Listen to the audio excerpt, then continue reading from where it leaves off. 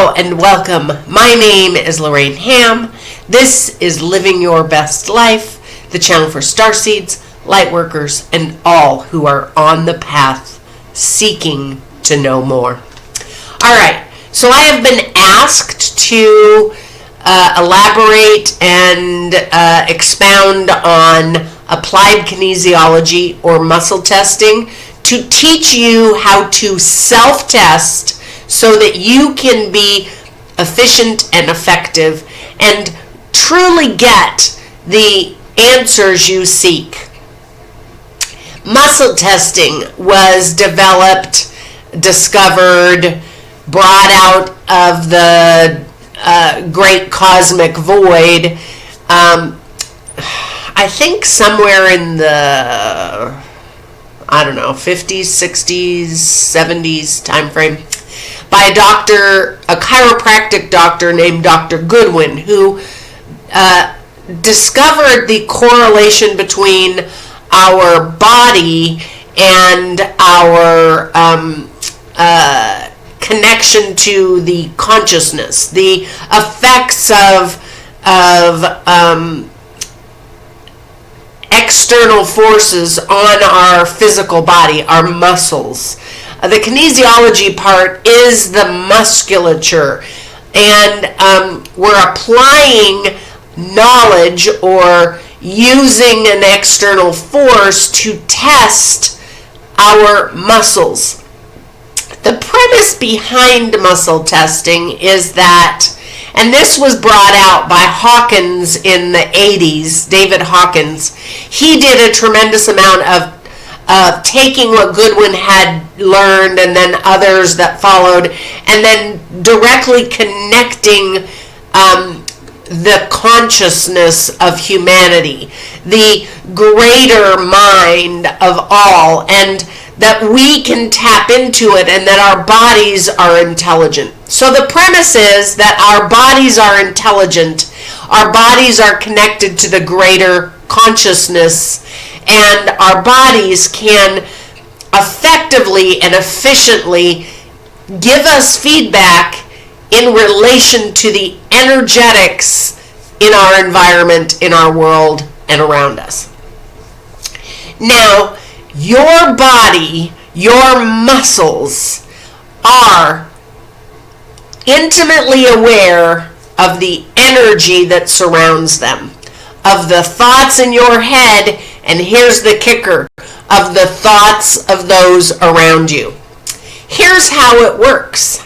We can actually think negative thoughts about someone else anywhere in the matrix game of humanity, and we will actually weaken them. Now, you might think that that's a bit woo-woo, and honestly, it is kind of woo-woo, but it's true.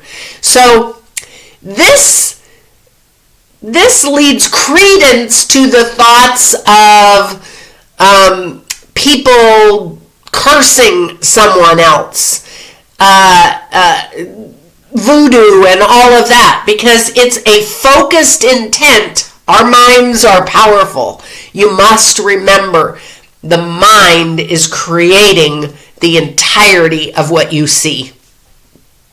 So this powerful mind can affect the greater consciousness, which can in turn affect the muscles, the physical strength of another being. Now, I don't encourage you in any way to start utilizing this, because there is a law of reverberation in this game, and you don't want to play with that or mess with it.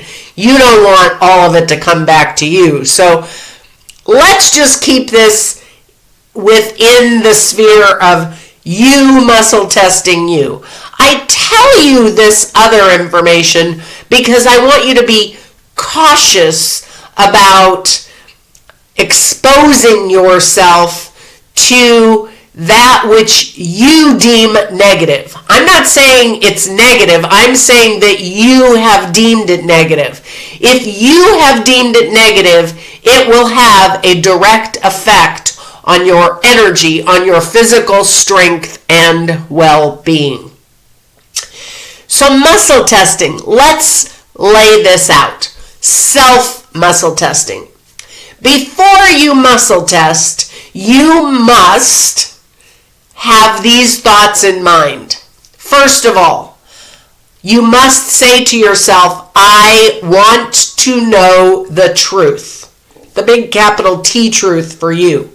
I want to know the truth. Also, color can affect your testing, particularly if you are testing different organs and systems of the body. Now, I use muscle testing when I am working with clients all the time. I am using it to test different trigger points on the body, trigger points that Dr. Goodwin way back, along with other very creative naturopaths, chiropractors, and other people that were trying to understand the body system better, discovered correlated to different organs and systems in the body.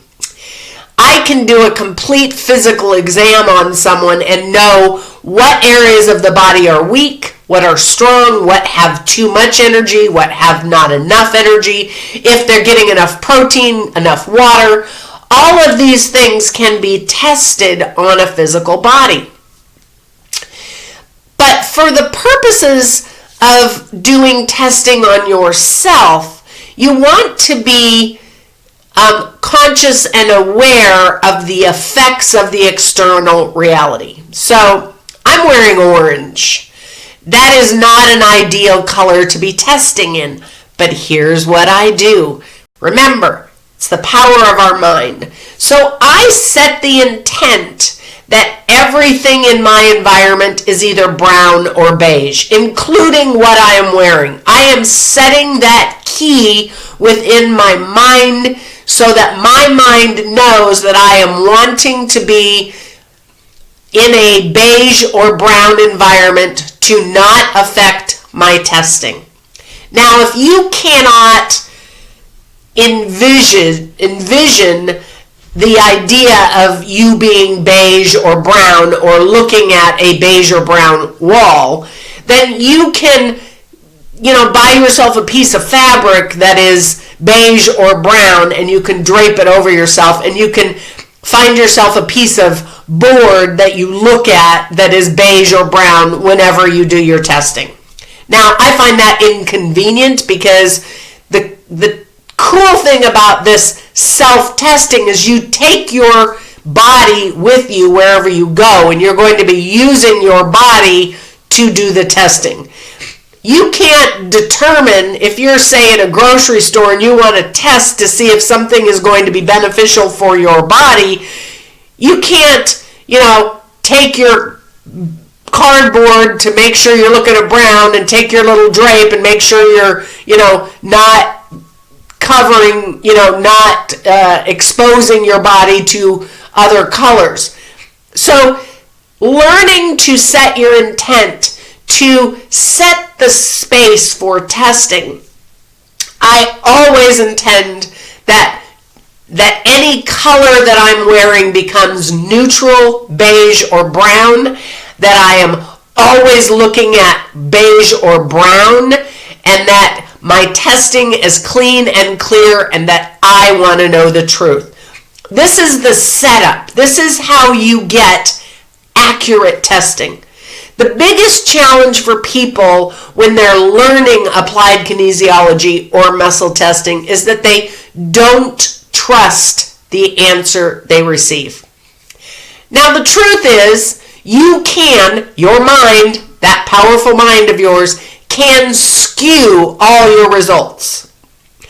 If you go into the testing thinking that you're going to skew your results, you're going to skew your results. This is why I always center within myself. It's the same if you're doing any divination technique, because ultimately applied kinesiology and muscle testing are a divination technique or tool, just like tarot cards and pendulums and a myriad of other ways, right? You're using your body instead of a tool. So you want to be centered. You want to do your setup. You want to say, this is why I owe it. Now, I've been doing this since 2005, and I use it all day, every day. I still tell myself before I do any testing that I want to know the truth. I still do the setup. I intend a clean and clear result, a response from the universe, from the collective I am, that is the truth and is correct. That way, I don't question that I'm receiving the truth or not, that I'm skewing it. I just know that I'm getting the correct response. The other thing that you need to know is that, gosh, it just flew right out of my head. That is so funny. So when you are testing, you want to make sure that, this is the very next thing I needed to go into, and I completely flew out of my head. So you don't ask questions that have nebulous answers. You make statements. This is the difference, and this is what gets people in trouble with all divination, is they ask questions. Now, questions can't have broad-reaching answers.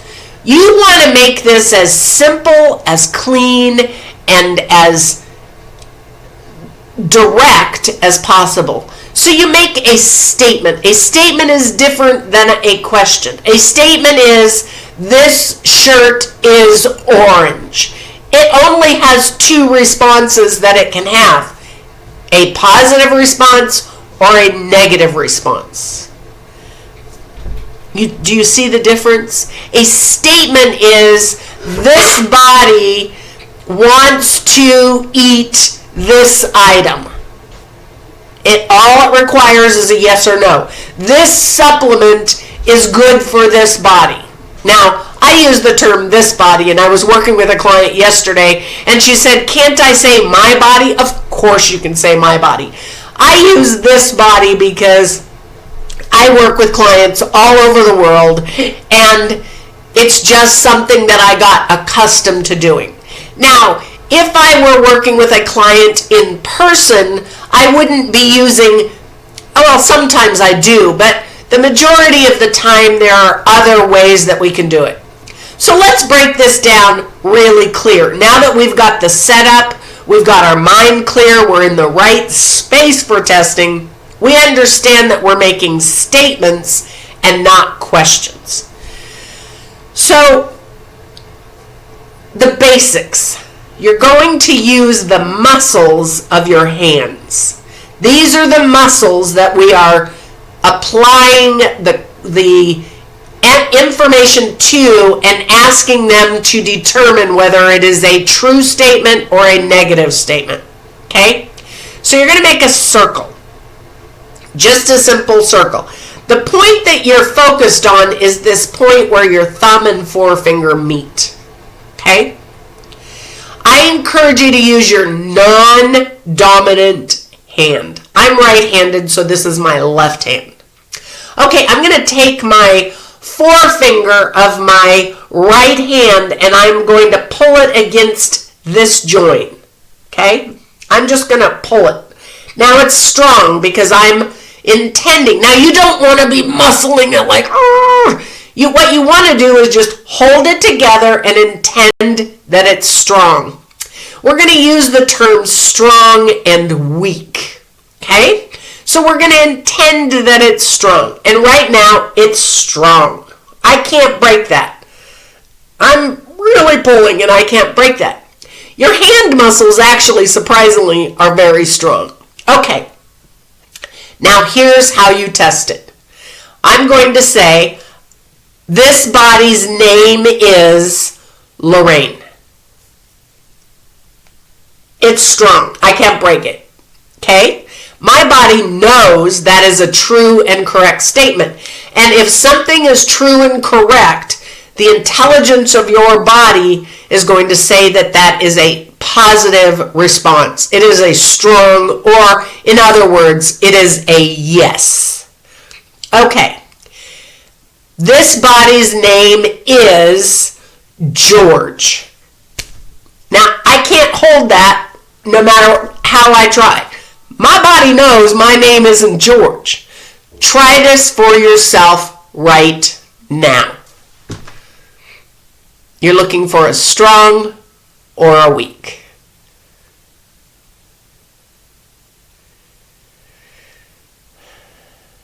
Okay, how did that work for you? Did you find it easy? Did you see the difference? Okay. Anytime you have a weak response, a breaking of this joint, you want to intend that it becomes strong again. So you just say strong. And your body, your muscles, your auric field, your energy field, whatever you want to call it, your universal consciousness makes all the muscles in your body strong again.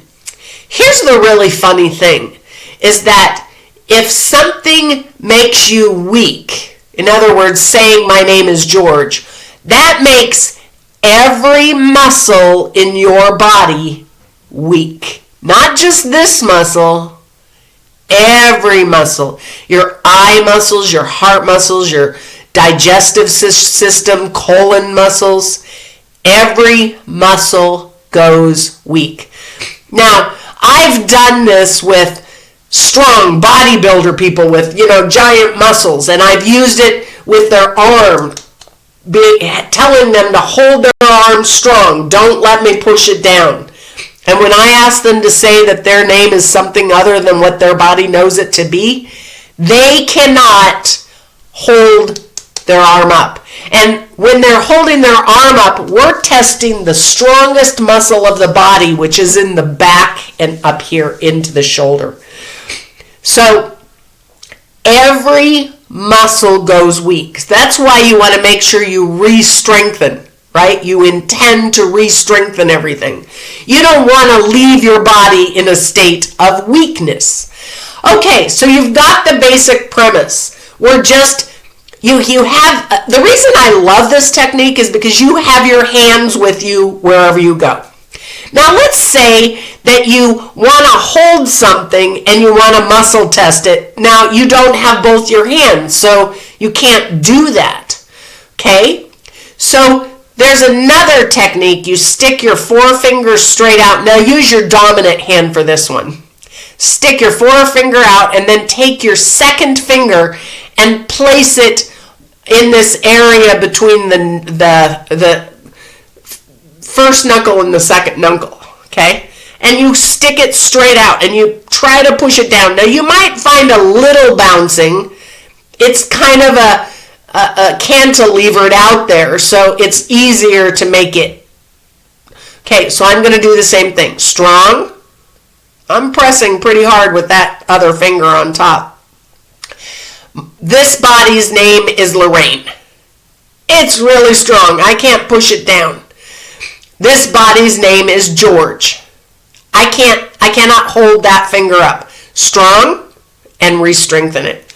Okay, that's a little trickier to do that second testing, but if you truly need to have one hand free to do something else, I've done this while I've been, trying to help somebody in an emergent situation while I've been driving on the road. I needed to do a one-hander. I couldn't take the other hand off the wheel.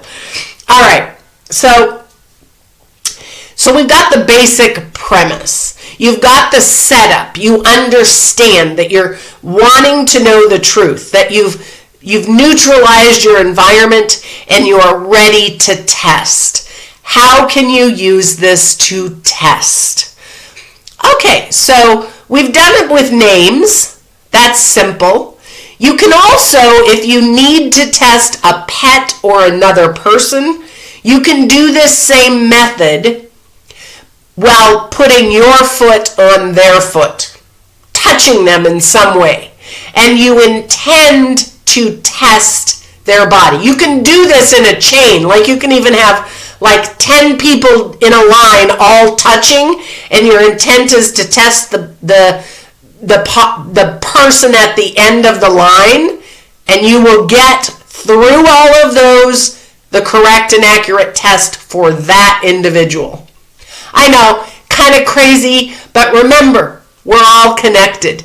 Okay, so let's say, I've used the example before, supplements. You can test any supplement. This body, my body, would benefit from taking vitamin C. Yes. This body would benefit from taking, I don't know how it's done, 1,000 milligrams of vitamin C a day or more, 2,000 milligrams of vitamin C a day or more? No. Okay, so it doesn't want 2,000.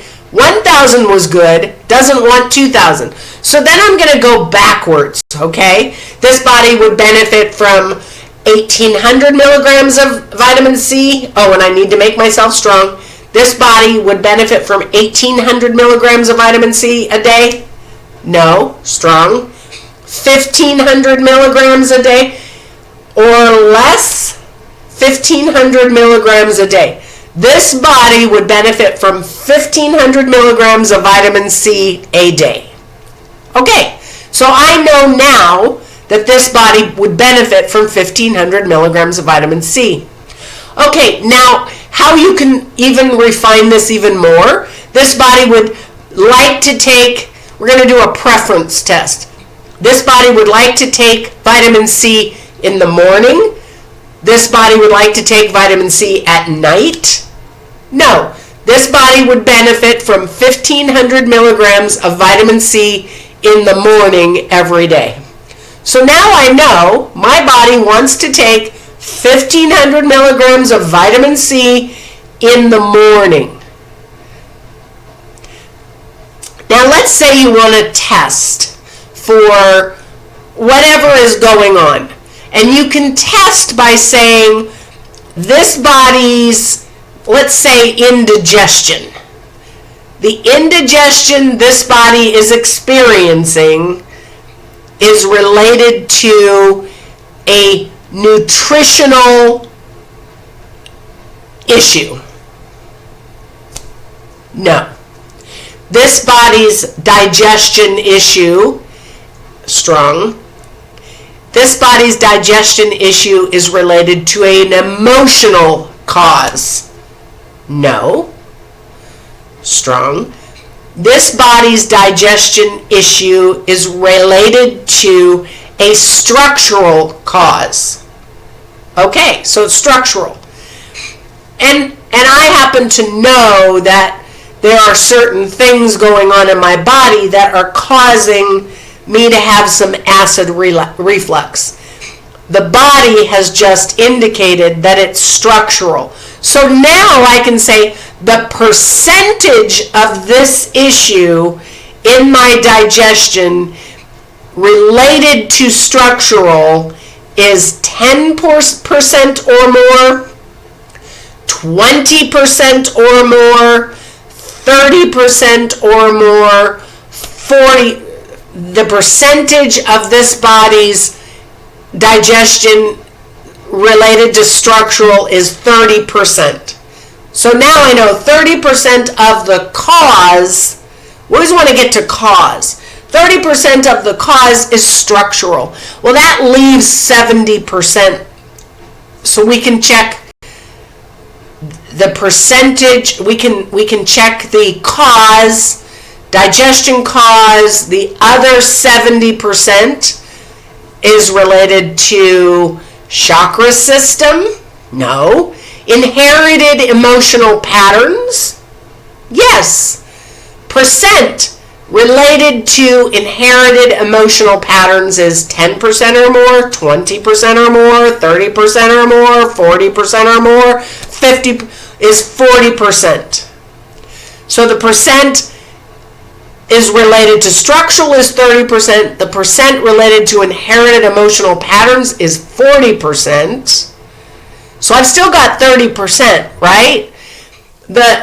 the other 30% of the digestive system in this body's out of balance cause is spiritual.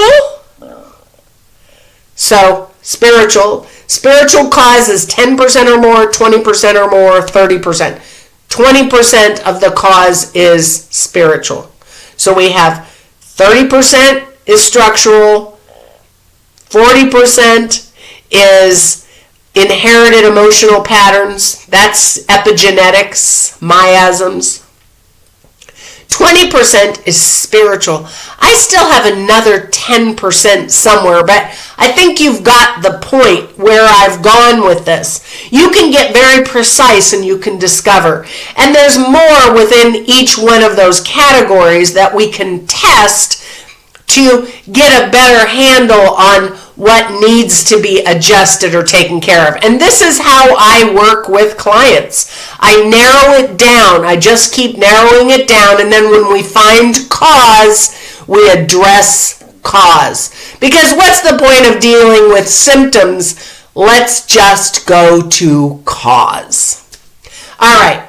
So I think you've got a clear handle on muscle testing, how important it is to do the setup, and how to do it. And the more that you do it, the better you get at it, the more comfortable you get with it, and then you just relax and you rely and trust. Now, this I've just demonstrated it from a physical standpoint with something going on in the body. You can also use this to tap into the greater field, and many of you as starseeds want to be able to tap into the greater field. Now keep in mind that when I'm doing the greater field, when I'm trying to determine something that may or may not happen in a perceived future, what you need to do, because there is no time and space. That's a made-up construct of humanity. But we are living within that made-up construct. So what I do is I intend to collapse all time and space to this now moment. Actually, I do that whenever I'm testing someone too, because I want to get down to the deepest root cause of whatever is happening. So collapse time and space down to a singular moment, and then test from there. And I would say this event or this thing is happening, and then you make a statement. Always make a statement. Never a nebulous question that would require a long drawn out answer. You want to get it down to the simplest yes or no, strong or weak, positive or negative. All right, I hope that answers your questions. If you have any more questions, put them down in the comments down below this video. Please like, share, and subscribe. And if you want to take advantage of a session, you can email me. I'll put my email down at the top of the comments, and you can, let me know and we can talk about it. All right, take care. Have a beautiful day.